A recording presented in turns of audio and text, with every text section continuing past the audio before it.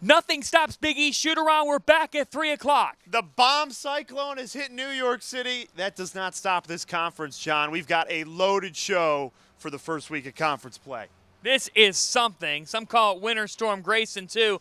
I got to try to find somebody here in New York City. There's a bunch of shovelers out and about. We're the only ones on the streets. Well, there's someone here. Hold on. Are you catching Big East Shootaround today? Who?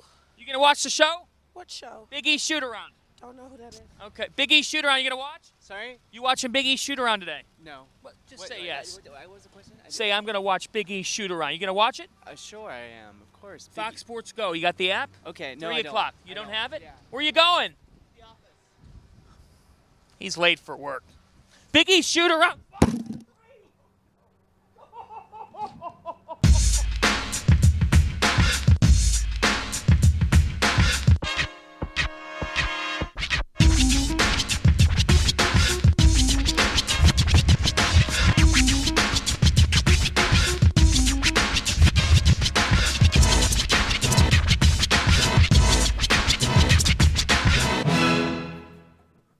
That was quite the tumble, partner. How you feeling? My spine is not broken. I'm doing just fine.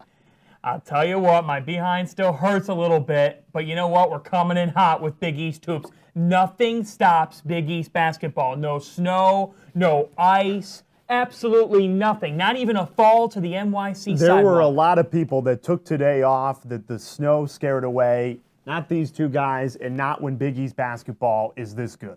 Absolutely. And here's how good it is. A conference record was tied last night. We begin in Providence at the Dunkin' Donuts Center where history was made. Marquette's Markus Howard.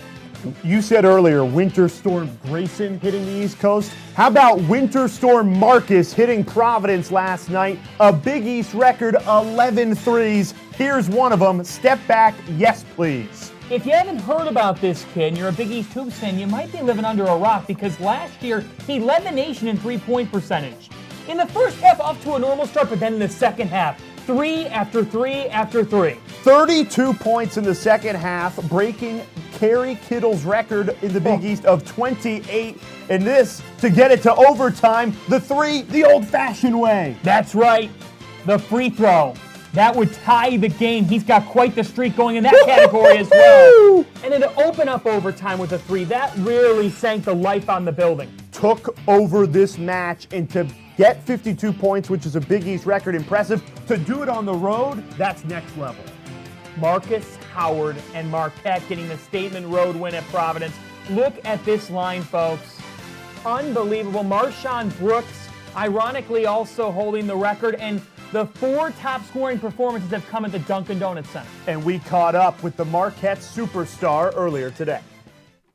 He tied the Big East record for points in a game with 52, and now he's with us on Shootaround. It's Markus Howard of Marquette. Markus, did it hit you during the game that you were getting towards 50 points, and when was that moment? Honestly, I mean, I couldn't tell you that I was really even worried about the number I was getting. I was just trying to get a win. So it didn't really occur to me that what I was doing was happening until one of actually the Providence players had told me. And I was just like, it doesn't really mean anything if we don't win. So I was just trying to get the win, and I'm glad we did. Which Providence player was it? Alpha Diallo. Alpha giving you the shout out Yeah. there. How exactly can you explain such a performance and in this game, which was just wild? Yeah. I mean, it was a crazy game. I mean, Providence is a really great team, really good coach. So I mean, we knew coming in to their house was going to be a hard game. So just the whole game was pretty close, and we played it right down to the wire and sent it to that overtime. So it was just a crazy game overall, and it was really good to get the win. And it was just it was really a memorable night for not only myself and my team. It's something I will never forget. It's kind of an oddity. 4 of those highest scoring performances in the Big East have come at the Dunkin' Donuts Center. Is there something about the rims? I don't know. I mean, last year the court was pretty slippery, so I mean, we didn't have a good memory with the court. So I didn't know what to expect going into the game, after last year. But I'm glad things happened like they did last night, to where we were able to get the win. Is there really such thing as a heat check 3 for the Marquette Golden Eagles? It seems like you guys are just always hot. No, I mean, I haven't really heard of anything like that. We have great shooters on the team like Sam and Andrew, amongst other guys. So I mean, I feel like it's just kind of normal for guys to just be hitting like that. I mean, there are gonna be games where it's me. There are gonna be games where it's Sam. There's gonna be games where it's Andrew. So I mean, last night was my turn, I guess, and you never know what's gonna happen in the future. I mean, I'm sure we're gonna play hot potato with who's gonna be hot. So yeah, it just happens. So it happens to be like that. So many people talk about, sophomore slump. Marcus, people knew about you. You led the nation in three-point percentage last year. How have you avoided that slump and just built on what you did as a rookie? Just trying to stay positive and stay consistent. I mean, there are going to be games where I don't really shoot as well, and it's happened this year. So, just trying not to let those games get in my head. I have to be able to move on quickly if I have a good game or a bad game because, in the Big East, every game is so precious. So you want to not worry about what happened in the past. You have to worry about what's happening in the present moment. So just having a short-term memory, I think, in the Big East has really just been helping me, play at a high level as well as our team. So just trying not to think about things too much, I think, has really been important for me. What's the first thing that pops in your head post-game last night or just in the last 10 hours for you? Maybe a funny story or something. Yeah. Now that you mention it, the first thing I thought of after the game was my oldest brother, Desmond. I mean, my oldest brother, Desmond's probably my biggest fan, my hype man, if you want to say. So I was just thinking, after my teammates were telling me what I just did, I was just thinking about my brother and just how crazy he's going. Because I know even when I play good, my oldest brother Desmond goes crazy. So I knew in a game like that, he was probably just going nuts. I mean, I know he has a close to be 1-year-old at home. I know that 1-year-old was not able to get any sleep last night. I know that for a fact. You could probably hear him all the way rooting for you. Yeah. How's your phone doing? I'm not gonna lie, I had to turn it off last night. I mean, I had countless calls and texts. I mean, from loved ones back home and stuff like that. But it was crazy. I had to turn it off just so I can get some sleep. Well, congratulations, Marcus. 52 points, and I know it's a memory that you and we definitely will not forget. Villanova Wildcats up next for the Golden Eagles this weekend. Marcus, congratulations. Thank you so much. Well, that wasn't the only thing that happened. No. In a wild opening week of Big East hoops, we now take you to the fastest 2 minutes around the Big East, we are starting with the opener of conference play. This one, Butler down 20. The Bulldogs roar on back. How about this finish? Baldwin at 3. You think the game's over? Guess again. Headed to overtime. Sean McDermott in his return to the lineup for the Bulldogs to the rescue. And then Keelan Crunch Time Martin. He's one of the hottest players in the country right now. Off the window, Butler coming out victorious with a double overtime win. Then to Saturday. Well, you think they'd be a little tired after playing a double overtime game on the road. Paul Jorgensen rains from the parking lot. That deserves a slice of New York pizza and more for the NYC native. Butler wasn't done. They knocked down 15 triples. And a 100-plus point performance for Laval Jordan. The Bulldogs knocks off the #1 Wildcats. Tinkle Magic. In opening week of Big East play, the Bulldogs have arrived, and they are 2-1 in this conference. What a statement maker. On to a ranked showdown in Newark. Top 25 matchup, Seton Hall in Creighton. And you look right here, Blue Jays up 11 on the road, but here comes the Hall. Hot cheese in the Prudential Center. Miles Powell has been shooting the ball lights out. But you know what? One of the most improved players in this conference. You got to watch out for him. The Crumb Cake, Martine Crumple. That's a first-teamer nickname you got there, John. First-teamer nickname. But Kadeen Carrington and Seton Hall would rally. They get the win at home. On to Butler and Xavier. What a week this was for the Bulldogs. Oh, Tyreek Jones, he could be a center in the NFL. The snap to Makura, the mania going in Cincinnati. How about a triple? Oh, yes. The iron kind for Makura.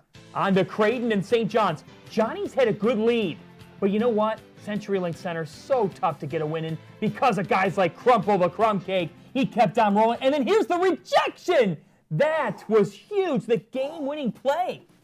The Blue Jays did exactly to St. John's what Seton Hall did to them earlier in the week. No lead is safe in this conference. Anybody can come back on any lead. That's what I've learned in the first week of conference play. If anybody knows this conference well, it is Patrick Ewing of the Georgetown Hoyas, and the head coach was mic'd up earlier this week. Step back one-legged. What kind of shot is that? Have you ever shot that shot? Do you work on that shot? When? He brings the passion that we saw as a player to the bench, getting his first win in Chicago. That'll get things going for the Hoyas. You have to love it. And he talked to Marcus Derrickson there, and Derrickson responded. He's been a star for Georgetown. And for Patrick Ewing, we congratulate the head coach of the Hoyas for notching his first victory. Jay Alter caught up with him after it. Feels good to finally get my first win in the new year. So started the New Year's off right. How did you do it? X's and O's wise, come through and close out that game down the stretch on the road. Well, I don't even think it was just X's and O's. I just felt that we did a good job of not turning the ball over. We did a good job with our defense of stopping them and limiting them, especially their best players. What have you tried to teach your team early in this conference season to turn those losses into wins? Trying to stop turning the ball over. That's the biggest thing. You know, the first two games we just throwing the ball all over the place. Tonight we did a better job of not turning it over. And if we're gonna continue to do well, we're gonna have to stop turning it over so many times. As you know, you played in it. It's a tough conference to earn wins in. How do you take this first win and keep it moving forward in the Creighton and then at MSG against St. John's? Oh, just gonna keep on building on it. We're gonna fly back to DC tonight. Get ready for Creighton on Saturday. Probably take tomorrow off and watch the film and get ready for practice on Thursday. Yep. Ewing faces an old friend on Tuesday inside Madison Square Garden. This is the matchup that I and many Big East fans had circled on our calendars when it came out. The first ever matchup between Patrick Ewing and Chris Mullin as coaches, and it comes at MSG. Georgetown, St. John's, inside the world's most famous arena. It is Tuesday night. It is on FS1, so be locked in. It's the first of two. Creighton and Butler also on the schedule. We will have coverage of both games. Looking forward to it. 6:30 FS1 Tuesday. Going to be a lot of fun. This conference has been fun since it started right at the end of 2017, rolling into 2018. Oh my, and Xavier, they're at the top, in the top 5 right now, and the Musketeers have kept it rolling. That's right, the Xavier way. Never changed, JP Makura. He is unlike anybody. And the first of 15 wins in the country. The Musketeers are red hot. A potential top 5 showdown next Wednesday with Villanova. It should surprise nobody when you have an Elite 8 team that returns a senior as strong as Trayvon Blewett and JP Makura at the top.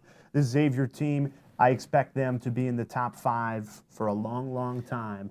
And that Wildcat game next week, that's going to be something. Yeah, well, it is really something what Xavier has done, and we caught up with Chris Mack. He's coming up. But with all the snow, the blizzard outside, what's it called again? The bomb cyclone. Bomb cyclone. There we Bomb go. cyclone. Bomb cyclone. There was something like that in 1993. Let's look back at the frozen tundra that was New York City for the Big East Coming Championship down game. similar that it is today. The streets familiar in 1993. Nice and warm inside MSG for a Big East championship. Jim Nance, Billy Packer, take it away on CBS. Hopkins.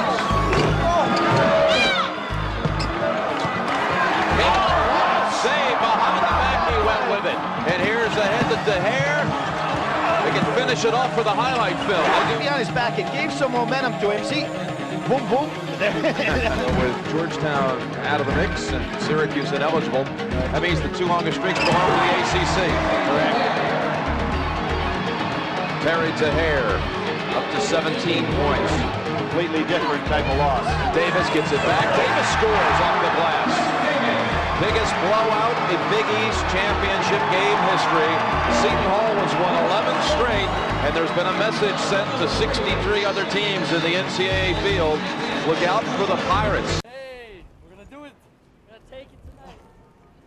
How's the weather? What? How's the weather? Yeah. It's snowing out. It's a blizzard, but we ain't gonna stop. Seton Hall is gonna go all the way. We'll see you in New Orleans. Seton Hall, number one.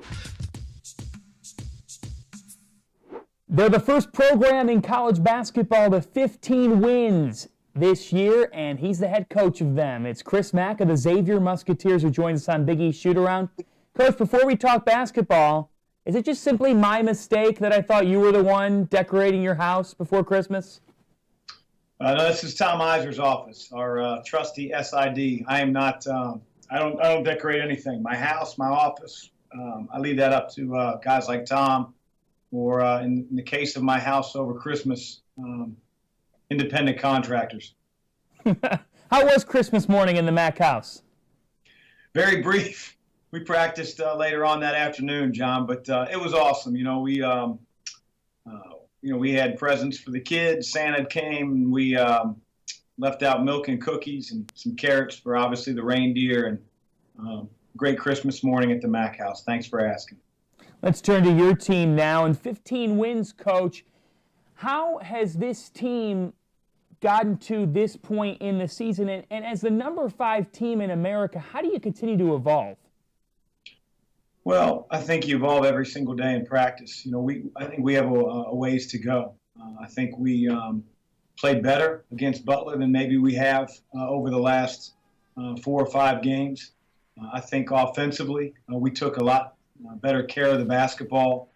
Got some shots that we executed through our offense. And I think as we play better and better competition, our offensive taking care of the ball and getting good shots keeps teams out of transition. Defensively, you're able to set up your defense in the half court.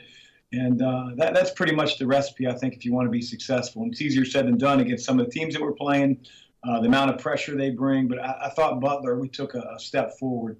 And we're going to have to do that again on Saturday against a very good Providence team. I've seen your 1-3-1 zone get broken out in bits and pieces here as the start of conference play is revved up. Where does that originate from? Really out of necessity. A few years ago we had Matt Stainbrook, who was an amazing offensive player.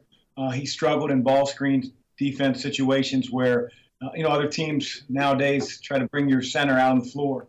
And, while centers are great around the basket, they're not as good, trying to move their feet against guards and all the problems that a ball screen situation presents. So we really did it out of necessity. And we put our biggest player under the basket and, tried to play some angles on the perimeter. And it sort of took a life of its own about 4 years ago. And ever since then, we've used it in bits and pieces. Last year's team wasn't as good at it, but this year's team has done a really good job in our 1-3-1. Sitting in on your practice in the preseason, one thing that came to mind immediately was how physical the practice was. Can you speak to the physicality you try to create there that you need to be able to pay off when conference play arrives and as it goes on? Well, we're playing one of the most physical teams in the entire country in the Big East. It's always been a bruising league. It's very representative of East Coast, and so I feel like if you're going to be physical in the game, and if you're not going to let the physicality come to you, you better bring it every single day in practice. And Skip Prosser, who was a great mentor of mine, and someone I worked closely with for a number of years, always talked about iron sharpens iron. And I think if you have cushy practices and 5-on-0 and feel-good practices, while it might help in certain instances, I think over the long haul, it doesn't really help your team adjust to what the game's going to be like. And so we want our practices to be competitive. There's a fine line because you're playing a game on Wednesday. Guys are bruised up and beat up by the time Thursday's practice comes around. So you have to be somewhat wise so you don't beat your team down through the course of a long conference season. But I think our guys, for the most part, are excited to come to practice, and I think that's what it's all about. There's so much that's known about this group with going to the Elite Eight a year ago and what Trayvon Blewett and J.P. McCura can do to beat teams. What are you still looking to learn about your team? Well, I think anybody in our situation always wants to keep bringing along the younger guys. I think Najee Marshall, Paul Scruggs, Elias Harden, and Karam Cantor to a certain respect because he's a first-year player for us, although he's probably the most mature and oldest player on our team. But those guys have to continue to evolve as players. They have to bring things to the table that can help our team. In Najee and Paul's case, they can be elite defenders. And part of being an elite defender is getting used to the actions that they're going to see, getting used to different types of playing styles, the battles that they'll face, like guys like Andrew Rousey, Rodney Bullock, Cartwright, you name it. The list goes on and on. But I think those guys can really help us, John, as we get into conference play deeper and deeper. Before we let you go, a couple of fan questions here. The toughest player you've coached? Wow. I would probably be doing a disservice to so many guys who put on the uniform and represented that Xavier toughness that we've come to identify with. Guys like Jordan Crawford, Tu Holloway, David West. Those guys come to mind. I think J.P. McCura is one of the nastiest competitors and toughest guys I've ever coached. But, to single out one would probably misrepresent a group of guys that have done some special things here at Xavier. That's a perfect segue because one fan asks, J.P. McCura, chase down block or parking lot 3? I like to chase down block. And the reason I say that, John, is because, you don't always you're not always in position to win a game with a shot, and never be the hero that maybe you grew up dreaming about. But it's plays like the chase down block, diving on a loose ball, setting a good screen that sometimes go unnoticed, but win games. All right. What's your rating on this? What do we think? Well, I would say I like the muscles. I love the hair. Those are probably the only two things I think the artist really did right, to be quite honest. I think everything else is probably misproportioned. Shoe size, the eyes look good, teeth are pretty white. I got to say, probably, I don't know if there's a better bobblehead in the country than that one in terms of representation of a head coach. There may not be a team playing better in the country right now than the Xavier Musketeers. Coach Mack, good luck on Saturday against Providence. Thanks for having me, John.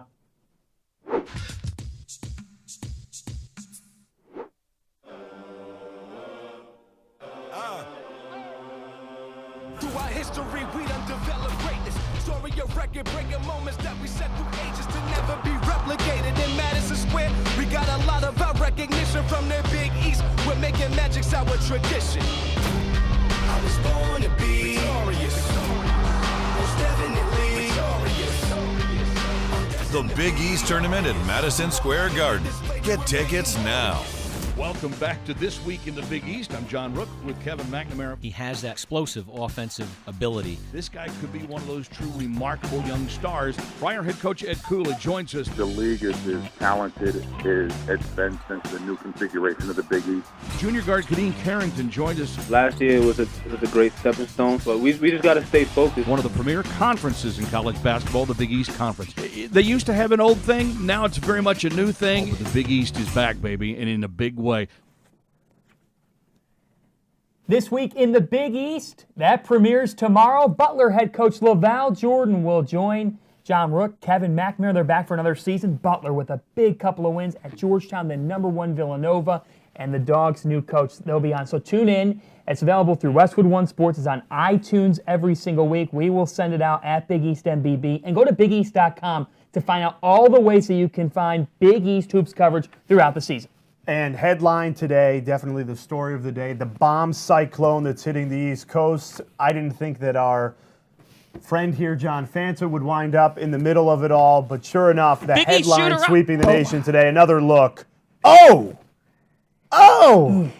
My goodness. And you swear that the hip's okay? I'm fine. This is where, Barstool Sports, Big E Shootaround host tries to battle the bomb cyclone, shatters his spine. Sports Illustrated picks it up. Picking it up, and all over Twitter. Westwood One, our friends. Incredible. Yes. Well, here's the thing. Here we are. I'll tell you what. We were just planning on the fans article. Okay. Here's the thing. We were planning on, somehow I came in with the idea, hey, let's do a promo out in the snow, or let's do something. Let's embrace the snowstorm. And our great producers, Ujosh Patel, Brad Zach, they said, yeah, let's do it. And this is what I get for not wearing boots. Yeah, Mom told you, you're coming from Cleveland, you need some boots. Right. You did not listen to Mom, that's what you get. Listen to your mothers, or else you'll end up like John Fanta.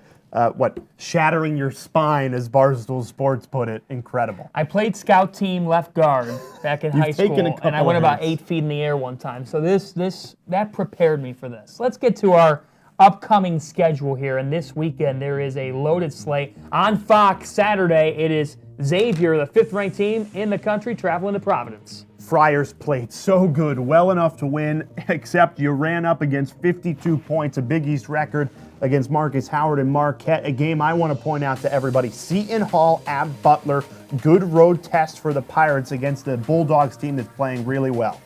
And a fun Tuesday slate with Georgetown and St. John's, followed by Butler at Creighton. It's Dollar Beer Night at the CenturyLink Center. Also one other one. Is that why you're going?